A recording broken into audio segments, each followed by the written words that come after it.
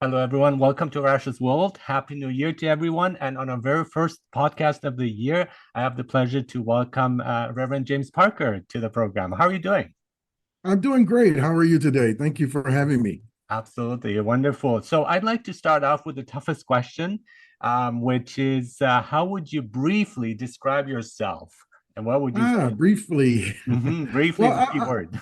I'm a Midtown kid, a Midwestern kid from the Motown area, and I very much am into music. I grew up during the 60s and the 70s and had a fairly good household, both parents, loving siblings. We all kind of worked together. From way back, the most that I can remember is that we were in church every day. My mom was volunteering and working at the church all the time, so we're always there. She was deeply into education, both my parents. And so life went pretty well, as long as we brought home the good grades, we were rewarded. And so I think I got into sports and was kind of doing a lot of, extracurricular activity. And my dad, who had an accident in my high school years, uh, was stricken and had a brain blood clot in his brain, and so that kind of shifted the focus of my entire family because he was the breadwinner, and in that kind of way, the my old religion wasn't working for me anymore. What my parents were teaching me, and so I started a quest for something different, and found the New Thought movement, which is unity. And I started learning about all this power and all this goodness and all these things that are within me that I had yet to unlock or to activate. And I followed the journey and ended up in seminary a few years later. And Marianne Williamson, she kind of took me under her wing and helped me get through. And I learned a lot, and it just kind of led to where I am today. It's been a great ride, great experience, loving and just very spiritual and grounded. Oh, what a wonderful story. Thank you so much for sharing that. I want to talk about your book today, The Wealth Spark, Igniting Your Path to Abundance and Success. And it's the spark. You can lead to wealth. And I like how you talk about the wealth mindset versus the scarcity mindset. And that was something Yes. that was new to me. And Kristen Raggedson wrote the book on the end of scarcity, and which kind of opened my eyes. It's like, it's not about the money, really. It's about the mindset. And then the money will flow if you're open to it and Yes. fun. So let's talk about that. I think that's an amazing point you're making here. Yeah, I love that you're bringing that up. So, so many of us are kind of stuck in a scarcity mindset. We've carried things in from our past. We have limiting beliefs about, who we really are and what we can do. We tend to talk to ourselves negatively, and this leads to this growing essence of bringing in or attracting negative energy to ourselves. So I talk about the wealth mindset in the book to kind of shift the perspective that if we begin to talk about positive things, become optimistic about ourselves, and to get out of the limiting and lack beliefs, we can attract positive and good things to ourselves. Mhm. And I think again, when you talk about potential, that's so important. And to bring in the hard work to bring it into fruition, that's important. A lot of people are kind of defeatist. They have negative thinking patterns. They would say, "What's the point?" And they would point out to other people who got better fortunes than they do, and so on. And I think that's defeatist in many ways because we really have to like focus on what we can do and work hard, and things do fall into place over time. No, you're absolutely right. And that's kind of the premise of the book is what I really want people to get out of is this competitive nature or this looking at things on the outside as being the basis of who they are on the inside and to begin to find our real true highest self that's within us. And if we do that, it just brings about this whole new dynamic, this paradigm shift within that allows us to begin to see that we're all one. We're all working at this together, and that if we put forth our own effort, we can make a difference in the world. And the misconception of wealth, because it's not just money, although money is important, of course, is necessary, and we Yes. like to have it, and it gives us also more opportunities. But if that's what the only thing you're looking for, then you're not going to be happy, because money does not bring happiness, as we know. And if you're holding on to it, or you want to just increase it without spending it on yourself, on your loved ones, on helping others, then it's pretty pointless. Absolutely. I talk about how many times we get stuck in this misconception in our society that prosperity ensures this lasting well-being and happiness. And that's a total misconception. There's no way that by having prosperity in one aspect of your life, that it automatically ensures success in another aspect of your life. It's really about integrating all aspects of your life, your emotional self, your personal self, your relationships, your health. All of those things add up to true wealth, including financial gain. So it's very important that we begin to take this holistic approach to prosperity. I remember hearing a song by Greg Lake from Emerson, Lake and Palmer, and the lyrics there stuck with me. You don't have to be well to be wealthy, but you have to be whole to be holy. And I love that, because it really points to that. And the people who are wealthy, in terms of financially wealthy, are usually not well off, basically, not happy. Very true. Mhm. Very true. There's this that's another misconception. It's so true that even by having money, it does not mean that you're going to be happy or that you're going to find fulfillment or purpose in life. It's really about coming into a peace of mind, a wholeness within. I talk about holistic wealth because it's really about enriching every aspect of your life, not just your finances. It's igniting a path to a more fulfilled and abundant way of living. Mhm. And everything in moderation too. I mean, I'm a fan of hard work. I grew up in Germany, so that's important for Yes. everyone there.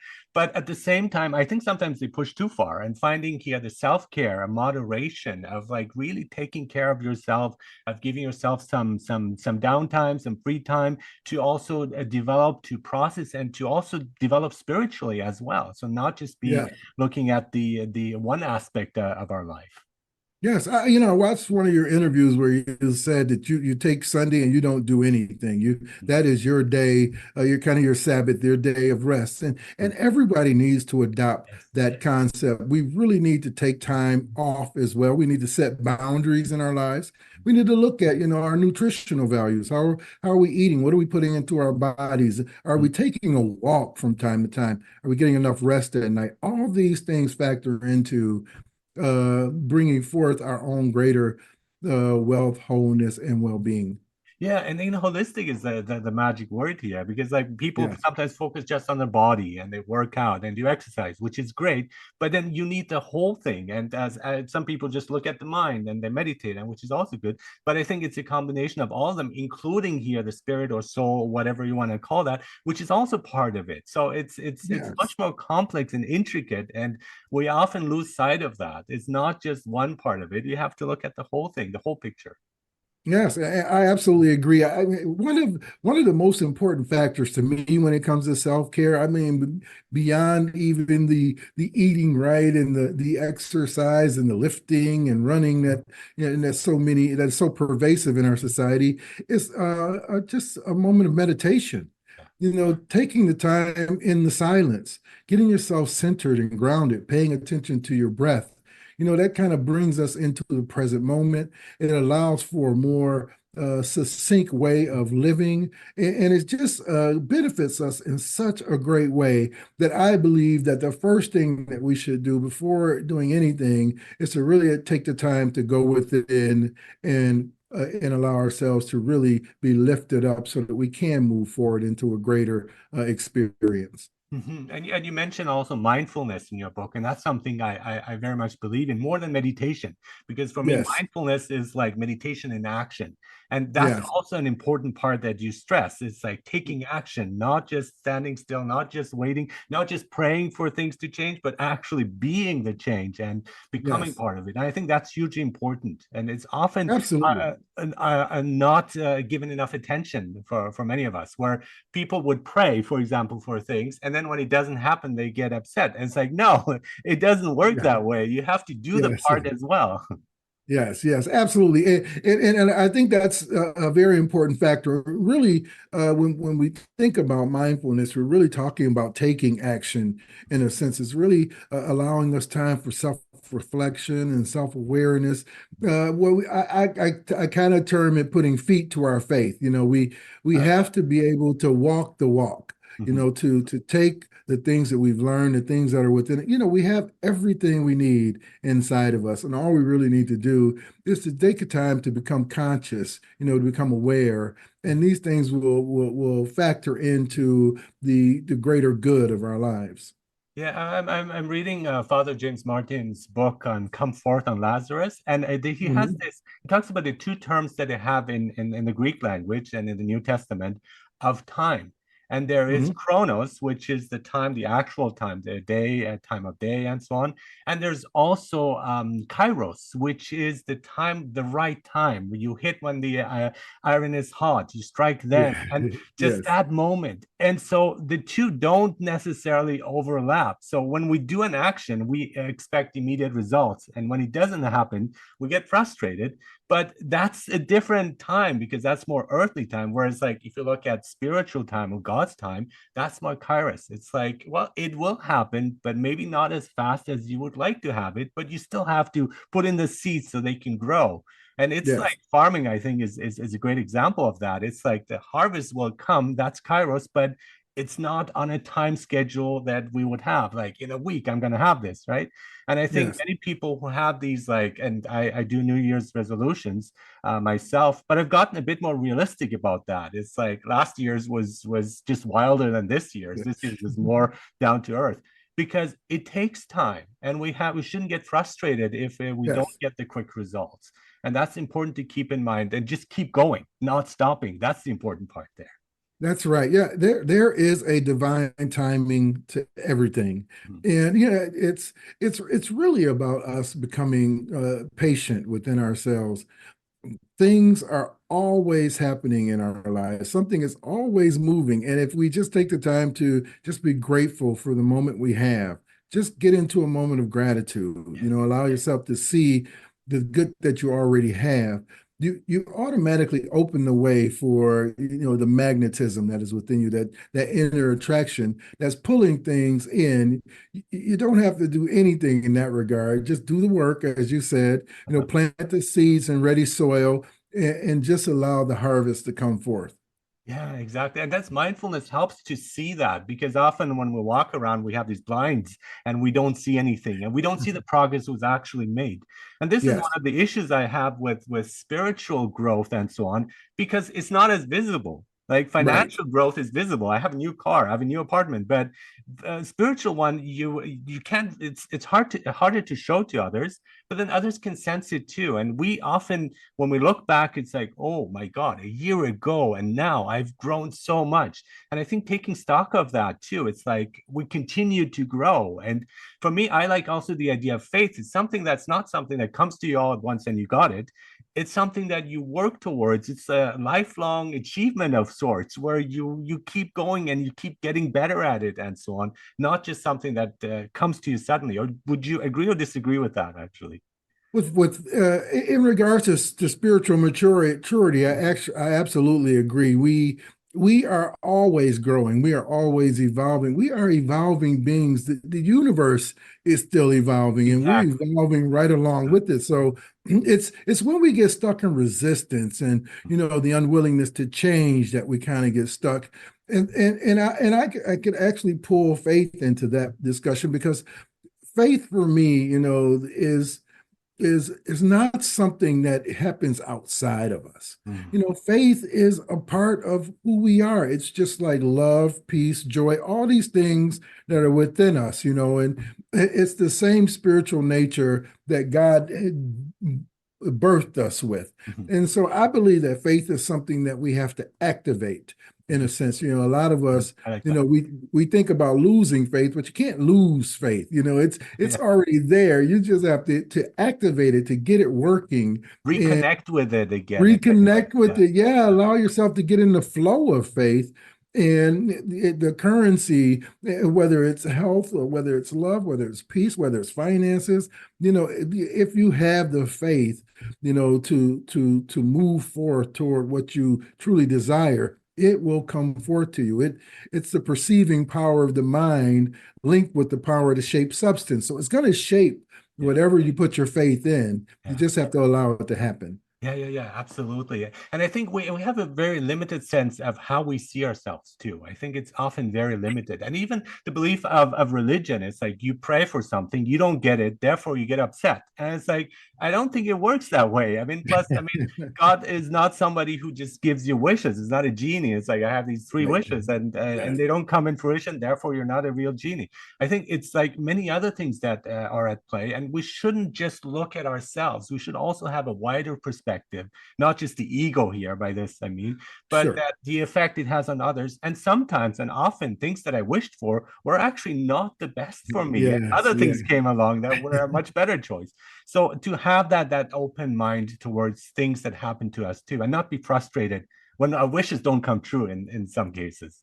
Yes, absolutely. You know, I see it all the time where people are trying to barter with Mm, God. Like, yeah. if I do this, then I should get that, and that's just not how it works. As you No. said, we really have to just allow ourselves to just get into the flow. Just allow Yeah. ourselves to come into a peacefulness, a mindfulness, to know that you know, we already have the spirit within us. Jesus said the kingdom of heaven is within. And Mhm. so we really have to begin to look within ourselves, you know, and that's where that quote from that says, "Seek ye first the kingdom and his righteousness, and all things shall be added." If we just allow ourselves to just get into the flow and seek our higher power, whatever that may be, Buddha's, you Mhm. know, Jesus, seek, you know, whatever your higher power is, just get into the flow of that, your Yeah. source, and you will attract your good to you automatically.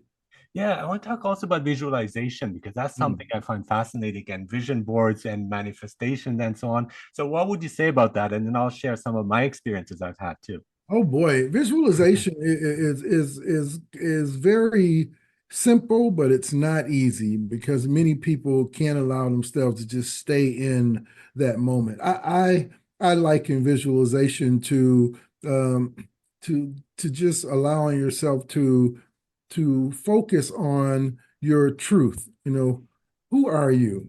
You know, what is it that you believe? First, accepting who you are is the first thing that we must do. But also, we have to begin to see our greater good. We have to see, you know, to be able to visualize what it is that we want and desire in our lives. And by doing that, we really allow ourselves to focus in. And that's where the magnet comes in, where we begin to draw things to us. We attract all these things because we're actually in visualization, we're lifting ourselves up. Now, what's the old quote? If I be lifted up, I draw all things to me. If we just lift ourselves up in a vision of our highest selves, we draw all things to us. Yeah, I love that. And for me, it was like years ago, I saw this documentary about this program about The Secret by Rhonda Byrne, who talks Ah, about yes, imagining things and they come true. And there's examples yes, of people who've done that. Jim Carrey, notably, sure. who had this like dream of a check, and he actually physically had it. He really like That's right. believed in it, Yeah. and it came true. So, and I thought like first time I saw that, I was like, well, this is bogus, and but I'm gonna try it anyway. And the Sure. other thing that was important though is like you do have to have a certain amount of faith. I mean, you might think it's a bogus, but there's certain like, okay, let's trust this process. And then what I Yes. wished for actually came true. I wish I Yes. had wished for more because the amount of Yeah. money I wished for was actually not that much. But Yeah, it yeah. was shocking when it did happen, and now I'm kind of practicing it, but again in a more realistic fashion because you still have to do the hard work. It doesn't come on its Sure. own, but Sure. it is so true, and I'm just fascinated, and I like tell people this works. Believe in it because it Yes. does work. Yes. It does, and you're absolutely right. I have began with my visualizations. I always finish them or conclude them with a statement. I will have my vision. I will see it clearly. I will see the details in it. I'll see it in the present moment. I don't see it out there somewhere. I see it right now, and then I always say this or something better. That way, I leave the door open for even greater things. Yeah, yeah. And I remember years ago, things were not looking good for me. I was like, I didn't have a job, and I was wishing that I could buy my son, who was 3 or 4 at the time, an iPad. And then Ah, out of nowhere, I got a job and I was able to do that. And I was like, oh, okay, yeah, let's yeah. let's let's wish for more. Let's keep this going because this is That's fun. right. Yeah. But at the same time, there's also the growth and the faith that grows in it. It's like, wait a minute, there is something there. There is something that's listening to our desires Yes. if we are honest, if we are truthful as well in our actions, in our intentions, desires, and so on.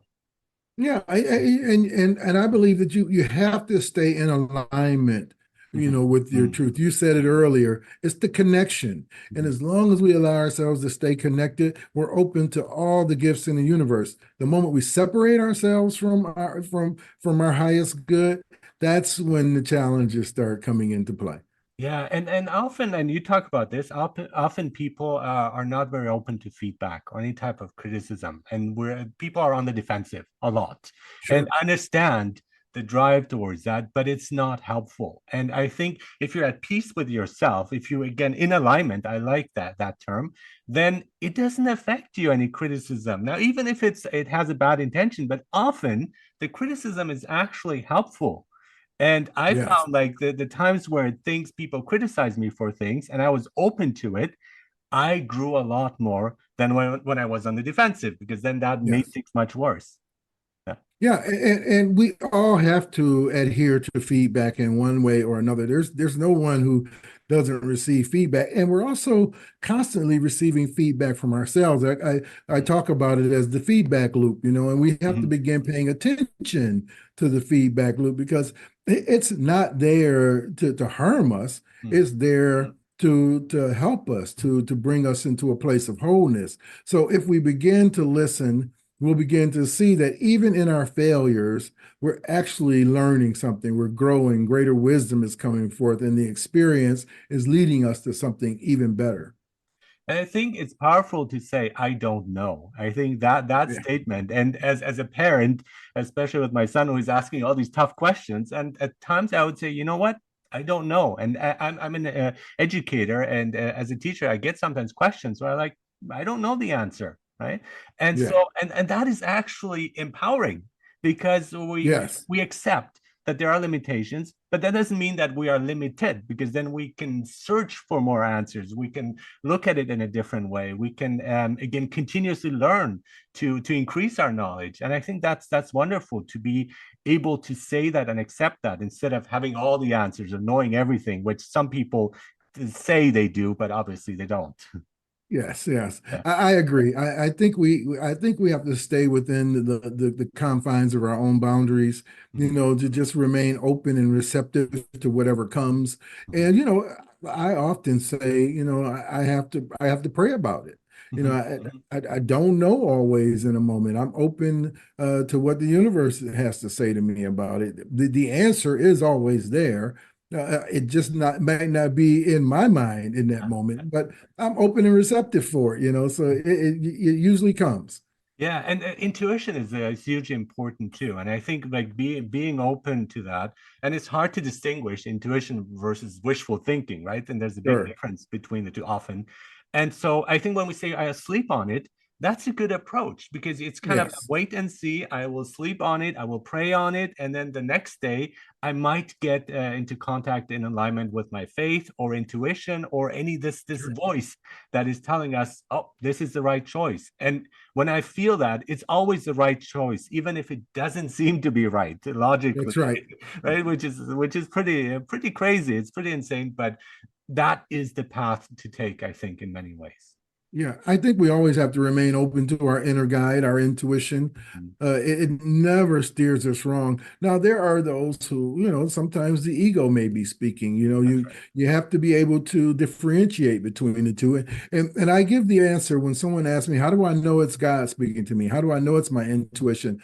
And I always say, and I believe it wholeheartedly, that God is speaking to you when everybody in the situation wins. yeah, No one loses. yeah. God's not going to take from one person to give to another, and is not going to benefit you at the harm or someone else losing. So, our intuition is a very powerful source that we have within us. If we just allowed ourselves to become open to the inner voice, or what Elijah calls the still small voice, it'll always be there for us, leading us in the right place, in the right direction. Yeah, and that's what mindfulness helps too, to be in touch with our bodies too, because sometimes Yes, our brains tells us something, but our gut has a different saying that's about right. that, and different thoughts. And I like the idea of, again, the three brains that we have: our brain, and then our heart, as well as our gut.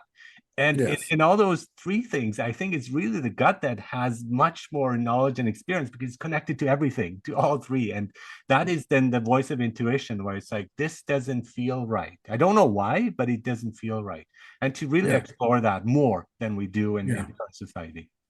Yeah, I agree. I think the gut is the soul Mm, mm, of who yes. we are. It's a kind of our consciousness. Many people, they take the James Allen view, and the old proverb, "As a man thinketh in his heart, so he is." So that's that brain in the heart. But Mhm, I think that does shape kind of who you are. mhm. But the soul plays a whole different role. The soul is the attractor to everything that's out there in the universe. And so if you have your soul open, if you have a consciousness, you will attract all the good things to you. And I kind of learned that as well from the secret, from the law of attraction. I really put it into play. I know that there's an energy at work, and if I just allow myself to flow in that energy, everything opens up for me.